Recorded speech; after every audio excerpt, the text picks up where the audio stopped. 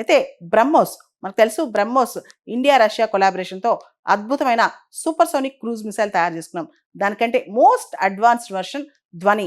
దీన్ని డిఆర్డిఓ వాళ్ళు, defence research and development organisation మరియు హిందుస్థాన్ ఏరోనాటిక్స్ లిమిటెడ్ ఇద్దరు కలిసి దీన్ని ప్రొడ్యూస్ చేస్తున్నారు. ఇదొక మిషన్ మోడ్ ఎగ్జిక్యూషన్ ప్రాజెక్ట్ అనమాట.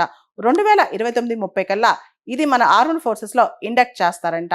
ఈ ఎండ్ కల్లా కూడా దీనికి సంబంధించి పూర్తి స్థాయి సమాచారం మనకు అందబోతుంది.